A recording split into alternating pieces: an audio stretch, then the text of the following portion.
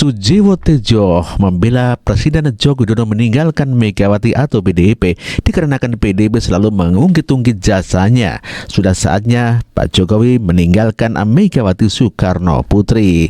Dalam hal ini siapapun, bukan hanya Pak Jokowi, demikian kata Sujiwo Tejo. Ini saya bukan membela Pak Jokowi ya, sorry, saya nggak ada urusan sama Pak Jokowi, sama Bu Mega. Tapi orang yang dibudiin dan jadi, kemungkinan dia memang punya potensi untuk jadi. PDI bisa aja memilih wali kota manapun waktu itu. Mungkin karena kepentingan yang dibilang oleh namamu? Oh, Boni Hargen, bahwa dia personifikasi dari akar rumput. Setidaknya dicitrakan sebagai tukang kayu, karpenter, oke? Ada itunya Pak Ikra. Sehingga dalam logika kebalik, PDI juga utang budi ke Pak Jokowi. Sama. Saya tidak bisa mengatakan The Crazy Rich Prio sama Pak Roni utang budi sama keluarga Cendana, Caroni. Mungkin kalau dia memang dibantu dulunya, tapi kalau dia nggak punya jiwa petarung juga nggak akan sampai begini. Begitu juga Surya Paloh, sehingga dapat Freeport, proyek dan Bambang Susatyo dibantu, kalau nggak salah dia pernah cerita, oleh Agung Laksono, oleh Bakri, sehingga dia naik. Tapi kalau dia nggak punya jiwa itu nggak bisa. Sehingga kalau misalkan yang membantu itu mengungkit-ungkit, saatnya aku punya potensi memang. Bantuanmu adalah lantaran dari Tuhan yang diberikan, bukan karena satu-satunya, karena aku memang punya potensi. Dengan segala hormat kepada Bahlil itu susah waktu kecilnya, bahkan dihina-dina, kurang makan, jiwa petarungnya ada apapun, bukan soal dokternya ini. Jadi kalaupun dia dibantu oleh seseorang untuk naik, dia punya jiwa petarung itu. Sebelumnya Megawati Soekarno Putri mengatakan bahwa Pak Joko Widodo tanpa PDIP itu adalah bukan siapa-siapa, kasihan dahulu. Dan tentu saja hal ini membuat siapapun yang merasa dihina akan sakit hati. Dan inilah ketika Megawati Soekarno Putri mengatakan itu. Pejuang apa nih? Kayak ngene kabeh moh aku. Lah kan udah punya pemimpin yang mestinya ada pertanyaan. Pemimpin masa depan yang ibu harapkan itu seperti apa? Hai, aku bilang, kok lu nggak ngeliatin gue ya? Orang jelas-jelas ada deh. Gitu, enggak. Aduh gawat. Itu ditanya Pak, nanti baca aja. Untuk Bapak kan bilang 2045, walala. Saya pikir 2045 gitu. Padahal saya sendiri PDI Perjuangan menggalakkan program stunting loh Pak. Mbok saya dikasih bintang toyo. Pak Jokowi gue ngono lho, mentang-mentang.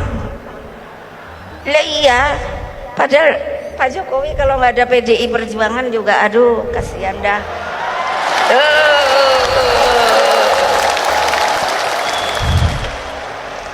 Lo legal formal lo, beliau jadi presiden tuh nggak ada kan ini legal formal. Itulah ucapan Megawati Soekarno Putri yang menghina Presiden Joko Widodo. Pak Jokowi itu kalau tidak ada PDIP kasihan deh lo. Itulah ucapan Megawati Soekarno Putri yang membekas kepada seluruh rakyat Indonesia, dan terutama adalah kepada Pak Jokowi sendiri yang merasa terhina. Tidak hanya sekali dua kali Megawati memperlakukan Pak Joko Widodo seperti anak kecil yang dipanggil oleh ruang BP ya, dan diviralkan oleh Puan. Inilah yang dihina sedemikian rupa seperti Pak Jokowi. Disuruh duduk di bangku kecil bak anak siswa menghadap guru BP, lalu sengaja diviralkan. Benar-benar sebuah penghinaan keji. Jokowi ia dipanggil ke ruang BP kayak anak sekolah dan kursinya berbeda.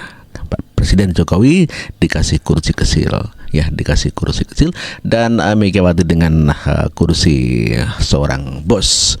Viral foto dan videonya di mana-mana, dan yang memviralkan adalah Puan Maharani. Ini adalah bentuk penghinaan yang sangat keji.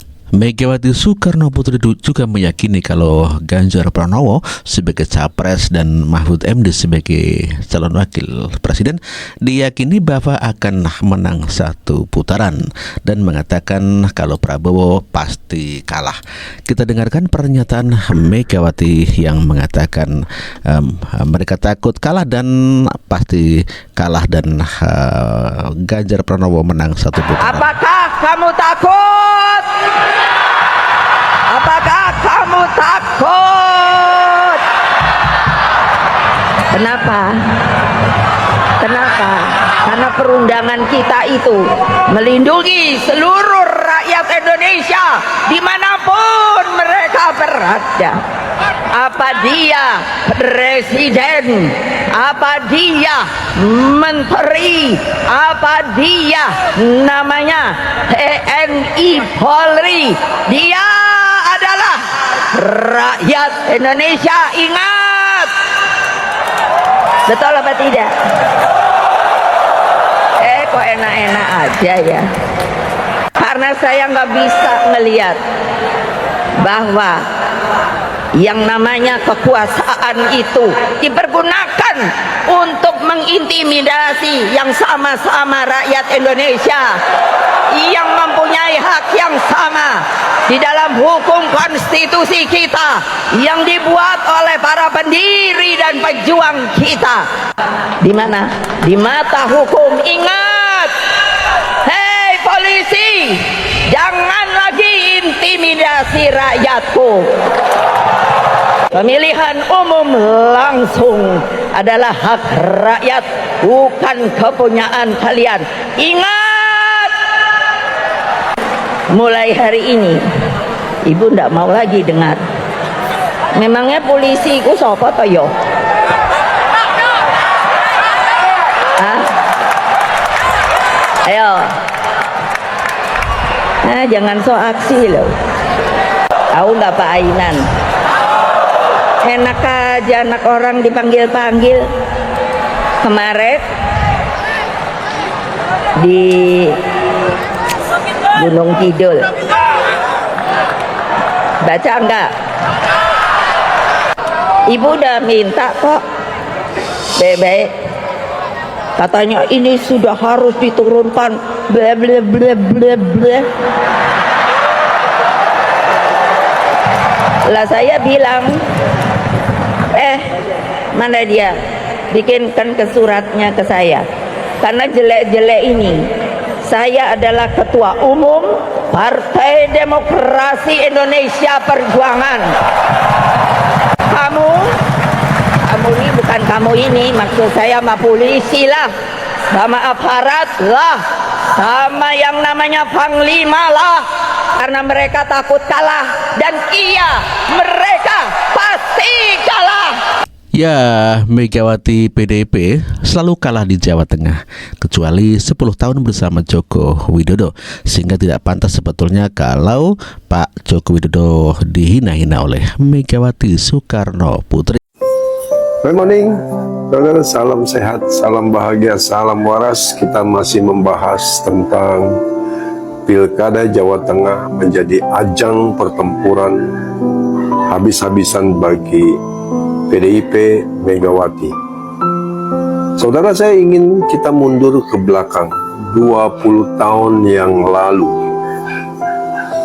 Kita masih ingat di tahun 2004, seorang Megawati yang merasa pede ya setelah menjabat menjadi presiden dengan melengsarkan Gus Dur dengan cara kudeta sipil.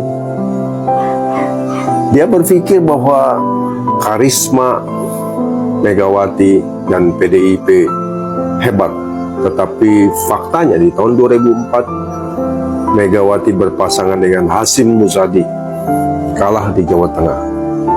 Suaranya anjlok, dan kita tahu bahwa yang memenangkan Pilpres di tahun 2004 adalah SBY.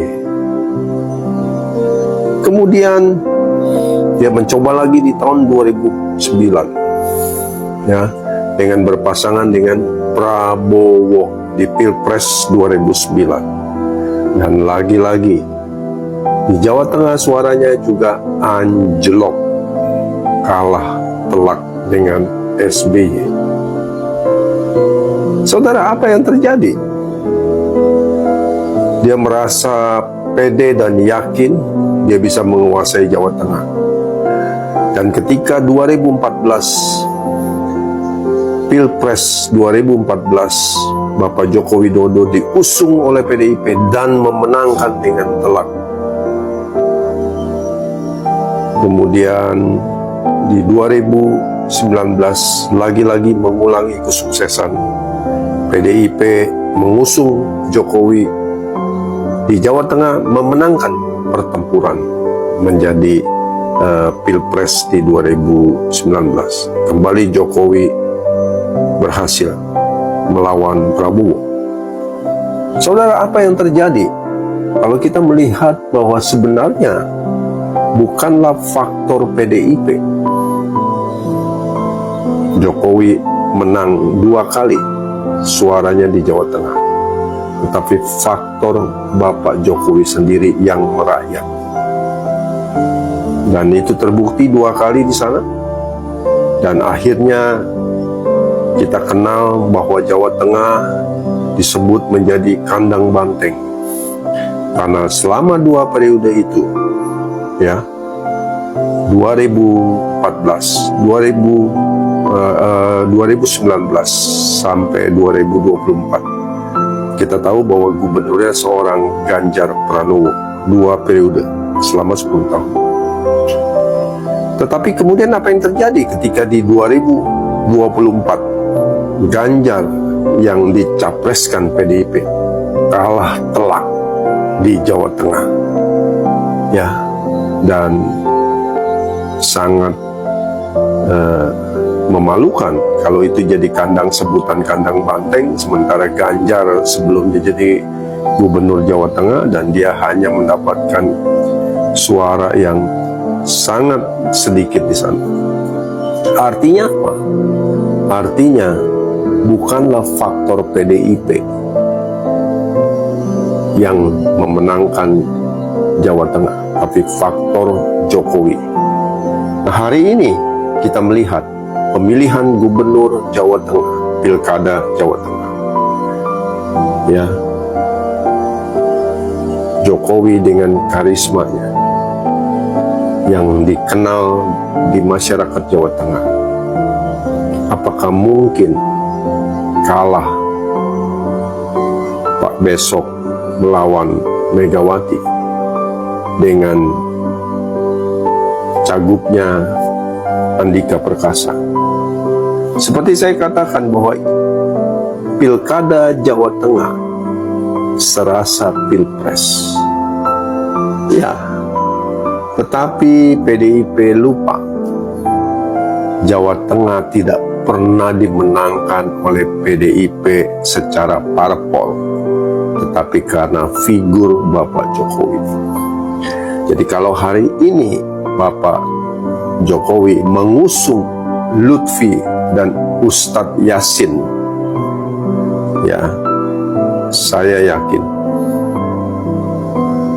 Jokowi akan memenangkan pilkada Jawa Tengah.